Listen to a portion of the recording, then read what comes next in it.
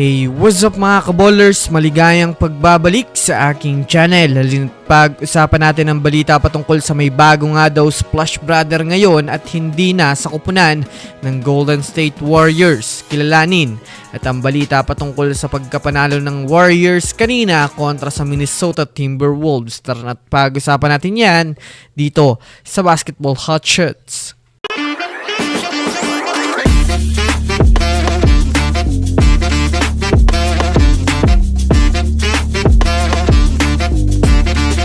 Una nga muna tayong dumako mga kaballers sa balita patungkol sa may bago nga daw Splash Brother ngayon sa NBA bukod kina Stephen Curry at Klay Thompson dati.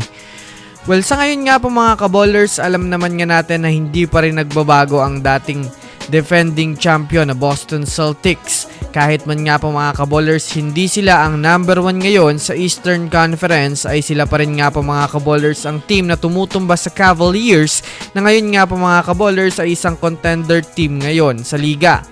Sa kanilang nagiging kampanya nga po mga kaballers ay mayroon nga po silang mga player ngayon na nilampasan na nga ang naging stats ng dating Splash Bro na si Klay Thompson at Stephen Curry na ngayon nga mga kaballers ay ito na ang kinikilalang bagong Splash Duo. Yan nga po mga kaballers ay sina Derrick White at Peyton Pritchard na sa pag-average ngayon ng 7.6 3-point field goal made na talaga namang nilampasan na nga ho nila mga kaballers ang 7.2 average ni Klay Thompson at Stephen Curry. Kung susumadayan nga natin mga kaballers, sobrang ganda naman nga talaga ng nilalaro ngayon ni Pritchard at White sa kanilang mga 3-point shooting. Kaya hindi nga talaga mga kaballers nakakapagtaga kung bakit nalampasan na nga nila ang dating Splash Brother. Samantala, dumako naman tayo mga kaballers sa balita patungkol sa pagkamanalo ng Golden State Warriors kontra sa Minnesota Timberwolves. Bago pa man nga po mga kaballers magsimula ang kanilang magiging laban kanina ay isa nga ho mga kaballers sa mga dehadong team sa tapatan na itong Golden State Warriors dahil na rin naman sa sunod-sunod nga nilang mga pagkatalo ng mga nakaraan.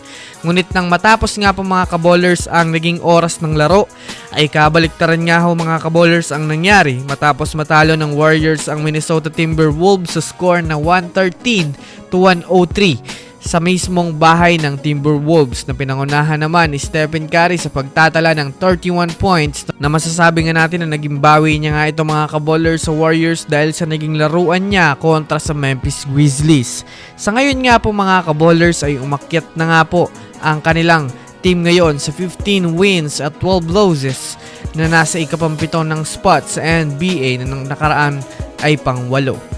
Sa nangyaring laban nga nila mga kaballers ay maraming mga fans ang natuwa dahil sa yan nga daw mga kaballers ang tunay na lakas ng GSW ng mga naunang parte ng regular season. Kaya kung sakasakaling mas magamay pa nga po nila mga kaballers ang kanilang bagong team ay masasabi natin na babalik na naman nga ang kanilang malakas na puwersa upang talunin na naman ang mga competitive teams sa liga. So yun lamang mga kaballers, yan lang naman ang pag-uusapan natin ngayon. Pindutin na ang subscribe and hit nyo na rin ang notification bell para sa mga susunod na updates sa mundo ng basketball. Again, this is Basketball Hot Shots. Thanks for watching.